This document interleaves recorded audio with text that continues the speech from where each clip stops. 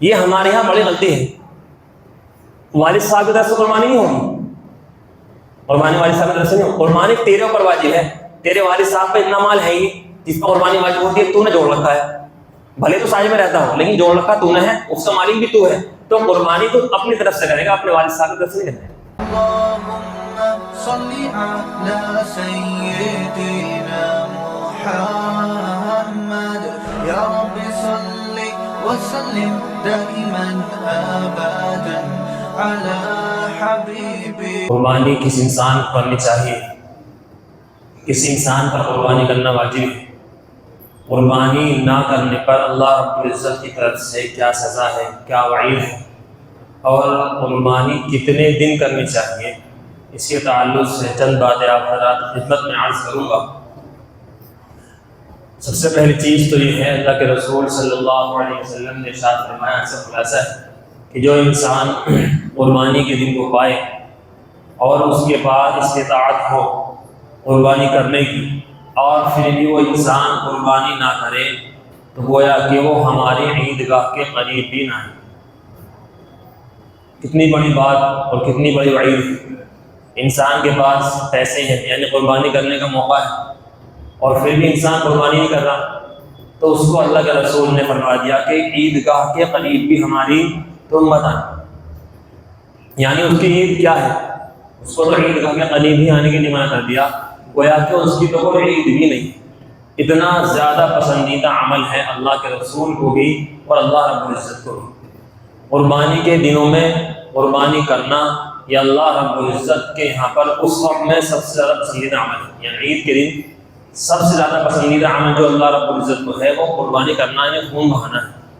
اور اس کے اندر بھی اللہ رب العزت فرماتے ہیں کہ نہ تمہارا خون، نہ جانور کا خون میرے پاس آتا ہے، نہ گوشت میرے پاس آتا ہے، نہ اس کی کھال میرے پاس آتی ہے، بس تمہاری نیت میرے پاس آتی ہے. جس نیت کے ساتھ ہم قربانی کریں گے وہ نیت ہماری اللہ رب العزت کے یہاں پر جائے گی. جانور خریدا، اسے قربان کیا اللہ کے لیے، گوشت بھی ہم نے کھا لیا، کھال کا بھی ہم نے جانماز بنا دیا، اسے بیچ دی، اور خون بھی اس کا ہم نے بہا دیا. اللہ رب العزت کو کچھ فائدہ اس کے اندر ہے؟ بتاؤ. صرف فائدہ ہمارا ہے. اور گوشت بھی ہم کھائیں گے، جانور بھی ہم کاٹ رہے ہیں، گوشت بھی ہم کھا رہے ہیں، فائدہ اس سے ہم اٹھا رہے ہیں، اور ثواب بھی کس کو مل رہا ہے؟ ثواب بھی ہمیں مل رہا ہے. اللہ رب العزت کے پاس کچھ نہیں جاتا. اس لیے اللہ فرماتے ہیں کہ جب قربانی کرنی ہے وہ صرف اور صرف خالص اللہ کے لیے کرنی ہے. قربانی کے اندر کوئی دکھاوا نہ ہو، کوئی ریاکاری نہ ہو کہ صاحب میں اتنا بڑا مالدار ہوں اور مل جائے لوگ کہیں گے کہ یار تو کیسا جانور لایا ہے. دکھاوا بالکل بھی. 5 جانور لائے ہیں، 5 بکرے لائے ہیں، یا 2 بھینس لائے ہیں، یا 2 بھینس اور 2 بکرے لائے ہیں، اس طرح کی نیت نہ ہو. جتنا اللہ رب العزت نے دے رکھا ہے اپنی استطاعت کے مطابق قربانی کریں. 10 جانور کاٹے، 20 کاٹے، 1 کاٹے، جتنا اللہ نے موقع دے رکھا، لیکن جتنے بھی کاٹنے ہیں صرف اور صرف اللہ کے لیے کاٹنے ہیں. کسی کو محلے والے کیا کہیں گے کہ یار اگر ہلکا جانور لیا ہے، اگر جانور قربانی کا ہلکا لیا ہے تو محلے والے کہیں گے یار کتنا ہلکا جانور لایا.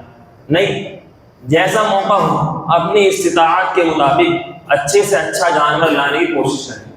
یہ جانور قیامت کے دن سب کو ملیں گے واپس، اور یہ پلسرات پر کام آئیں گے. جس جانور کے اوپر جتنے بال ہوں گے اس کی جب قربانی کی جائے گی، جتنے جانور پر بال ہوں گے ہر بال کے بدلے میں اللہ نیکی دیں گے، ہر بال کے بدلے میں نیکیاں ملیں گی. اور جتنا زیادہ جانور تکڑا ہوگا، جتنا زیادہ بہترین جانور ہوگا، اتنا ہی زیادہ پلسرات پر کام آئے گا. جو جانور چل سکتا ہے وہ تو کام آئے گا. ایک جانور بالکل کمزور ہے، وہ جانور کتنا کام آ جائے گا؟ اتنا زیادہ مضبوط، جتنا زیادہ طاقتور، جتنا زیادہ عمدہ جانور ہوگا اتنا ہی زیادہ ہمارا جانور پلسرات پر ہمارے کام آئے گا. جتنی زیادہ اس کے جسم پر بال ہوں گے اتنی ہی زیادہ میرے محترم بزرگوں نیکیاں ملیں. قربانی سوال یہ ہے کہ قربانی کس کے اوپر واجب ہے؟ کس انسان کو انسان یہ کیسے چیک کرے گا کہ میرے اوپر قربانی واجب ہے یا نہیں؟ اس کی چیک کرنے کی طریقہ اس کا یہ ہے کہ جس انسان کے اوپر زکوٰۃ واجب ہوتی ہے اس انسان کے اوپر قربانی بھی واجب ہے. جس کے پاس زکوٰۃ واجب ہے اس کے اوپر، اس پر قربانی بھی واجب ہے. یہ قصہ بالکل واضح ہے. دوسری چیز کے اندر یہ ہے، زکوٰۃ کے اندر سال کا گزرنا شرط ہے، قربانی میں سال گزرنا شرط نہیں. آپ کے پاس اماؤنٹ آیا، مان لو تقریباً 45,000 میں زکوٰۃ واجب ہو رہی ہے آج کے دور میں، فی الحال سن 25 میں. اب آپ کے پاس 45,000 روپئے آئے ہوئے 6 مہینے ہو گئے، یا آپ نے کوئی زیور خریدا، اس کو خریدے ہوئے 6 مہینے ہو گئے ہیں، بقر عید آ گئی. آپ پر زکوٰۃ تو واجب نہیں ہے. زکوٰۃ جب واجب ہوگی جب اس کو خریدے ہوئے 1 سال ہو جائے گا. لیکن بقر عید اگر آ گئی ہے، ابھی 6 مہینے ہوئے ہیں، 5 ہوئے ہیں، 4 ہوئے ہیں، 2 ہوئے ہیں، 2 دن بھی ہوئے ہیں، آپ پر قربانی واجب ہے. انسان یہ نہ سمجھے کہ میرے پاس تو مال آئے گا تو 1 سال تو نہیں ہوا. نہیں، عید کے دن بھی کسی انسان کے پاس اتنا مال آیا جو وہ صاحب نصاب بن جائے، یعنی 52.5 تولہ چاندی جتنے کی آتی ہے، اتنے پیسے ہوئے، اتنا مال اس کے پاس سونے کی شکل میں ہو، چاندی کی شکل میں ہو، سونا چاندی پیسے ملا کر سب ملا کر اس کا اتنا بیٹھ رہا ہو جتنے کی 52.5 تولہ چاندی آتی ہے. عید کے دن بھی اتنا مال آ گیا تو بھی اس کا قربانی کرنا واجب ہے، کیونکہ عید کے قربانی کے 3 دن ہیں. ابھی اس کا عید کے دن اس کا مال آیا ہے نا، ابھی 2 دن باقی ہیں. جا مارکیٹ جانا ہے اور جانور خرید کر لانا ہے اور لا کر قربانی اس کی کرنی ہے. تیسرے دن بھی صبح کو اگر اس کے پاس مال آ گیا، یہ نہ سمجھے کہ یار تو بقرعید جو ہے 2 دن تو گزر چکے، 1 دن باقی بچے. نہیں، اب تیرے پاس مال آ چکا، تیرے کو قربانی واجب ہو چکی ہے، قربانی کرنی ہوگی. اگر تینوں دن گزر چکی، تیسرا دن بھی مغرب کی اذان ہو چکی، اب اس کے پاس مال آیا ہے، اب اس کا قربانی کرنا واجب نہیں. دوسری چیز، ایک انسان مطلب ایک والد صاحب ہیں، ان کے بچے کام کرتے ہیں، کاج کرتے ہیں، بچہ سارے پیسے کما کے اپنے والد صاحب کو دیتا ہے. سارے پیسے کام کرتا ہے بچہ، کام لڑکی ہو، لڑکیاں بھی جاب کرتی ہیں، گھر میں سلائی کا کام وغیرہ بہت سارے کام کرتے ہیں لڑکیاں بھی. کام کا بچہ کام کرتا ہے اور کام کر کے پیسے اپنے سارے والد صاحب کو دیتا ہے. اس کے پاس اپنا کچھ نہیں ہے. 10-5 ہزار کو جوڑ رکھے ہیں ویسے اس نے، وہ تو سب عام طور سے رہتے ہیں لوگ. یہ جو لڑکا کام کر کے اپنے والد صاحب کو پیسے دیتا ہے کما کے، اس کے پاس اپنا الگ سے اتنا پیسہ جوڑا ہوا نہیں ہے، یا سونا چاندی شکل میں اتنا مال اس کے پاس نہیں ہے جتنے کی 52.5 تولہ چاندی آتی ہے، یعنی تقریباً 45,000 روپئے اس لڑکے کے پاس الگ سے نہیں ہے. 10-5 جوڑ رکھے ہیں 1,000 روپئے، باقی سارے پیسے اپنے والد صاحب کو دیتا ہے. تو اس لڑکے پر چاہے اس کی تنخواہ 25,000 ہو، 30,000 ہو، 50,000 ہو، اس پر قربانی واجب نہیں ہے. اس کے والد صاحب پر قربانی واجب ہے، کیونکہ مالک وہ ہے. جو انسان مالک ہوگا اس پر زکوٰۃ واجب ہے. اس کے پاس تھوڑے سے پیسے ہیں، باقی سارے تو اپنے والد صاحب کو دیتا ہے، ان کے اوپر واجب ہے. یا ایسا ہوتا ہے یہ والد صاحب بوڑھے ہو چکے، بچے بڑے ہو چکے، جوان ہو چکے، سب کام کاروبار کر رہے ہیں. اب یہ بچے اپنے پیسے اپنے پاس رکھتے ہیں، گھر پہ خرچے کو دیتے ہیں. والد صاحب کے پاس یعنی اپنے انہوں نے سب شادیاں ہو چکی یا نہیں بھی ہوئی، بچہ پیسے کما کے اپنے پاس رکھتا ہے، تھوڑے بہت خرچے کو دے دیتا ہے. والد صاحب کے پاس اتنے پیسے نہیں ہیں جتنے پہ قربانی واجب. سمجھے کتنے پہ قربانی واجب ہوتی ہے؟ سمجھ گئے؟ اتنے پیسے والد صاحب کے پاس نہیں ہیں جس پر قربانی واجب ہوتی ہے. یہ تو ان کے اب کیا کرتا ہے لڑکا، خود کماتا ہے، اس نے 1 لاکھ روپے 2 لاکھ روپے یا سونا چاندی کی شکل میں اس نے جوڑ رکھا ہے پیسہ، اپنے کام کر کے تھوڑے بہت والد صاحب کو دیتا ہے. والد صاحب پہ قربانی واجب نہیں ہے، تیرے پر قربانی واجب ہے. اب کرتے کیا ہے اس کے اندر؟ نام کے لیے کہنے کہ یار قربانی نہیں کرنی، اپنے والد صاحب کی طرف سے قربانی کر رہا ہے. اگر والد صاحب کی طرف سے تجھے قربانی کرنی ہے تو پہلے ایک حصہ اپنی طرف سے کر جو تیرے اوپر واجب ہے، اب دوسرا حصہ اپنے والد صاحب کی طرف سے کر سکتا ہے. اگر اس انسان نے ایسا کیا، اپنے طرف سے نہ کر کے اپنے والد صاحب کی طرف سے قربانی کر دی، ورنہ لوگ ہوتا نا لوگ کیا کہیں گے، قربانی نہیں کری انہوں نے. اس نے قربانی ہو جائے گی، ثواب بھی ملے گا، لیکن جو اس کے اوپر واجب تھی نا یہ اس کا گنہگار ہوگا. عید چلی گئی، اب معلوم ہوا ہے جتنے کا متوسط جانور آتا ہے، یعنی تقریباً عام طور سے 12-15 ہزار کا بکرا، 15 ہزار کے مان لو منیمم بکرا آ جاتا ہے. اس کے اوپر اتنے پیسے غریبوں پر صدقہ کرنا واجب ہے. سمجھ گئے؟ اگر میرے اوپر واجب ہے تو پہلے میں اپنی طرف سے کروں گا. ایسے لوگ کیا کرتے ہیں، مرحومین کی طرف سے قربانی کرتے ہیں. مرحومین کی طرف سے قربانی کرنا بہت اچھی بات، کر لیں، لیکن جس کے اوپر قربانی واجب ہے پہلے اس کو اپنی طرف سے کرنی پڑے گی، پھر اس کے بعد اپنے مرحومین کی طرف سے جس کی طرف سے چاہے کرنا کر سکتا ہے. ورنہ ایسے نہیں کرنے کہ اپنے والد صاحب گزر چکی ہے، والدہ گزر چکی، ان واجب تو میرے اوپر ہے اور میں کر رہا ہوں اپنے مرحوم والد صاحب کی طرف سے. اپنے مرحوم والد صاحب کی طرف سے کیا کر رہا ہوں، قربانی کر رہا ہوں. ہوگی نہیں، یہ طریقہ صحیح نہیں ہے. قربانی ہو جائے گی، ثواب مل جائے گا انہیں، لیکن اس کے اوپر جو ذمہ تھا اس کے، جیسے مان لو نماز ہے میرے اوپر، نماز ظہر کا وقت، جمعے کا نماز کا وقت آ گیا، میرے اوپر واجب ہے، میں اگر نماز پڑھوں گا تو بھائی طرف سے ہو جائے گی نماز. میں نے جمعے کی نماز پڑھی، میں نے ظہر کی نماز پڑھی، عصر کی پڑھی، تو میرے بھائی کی طرف سے نماز ہو جائے گی.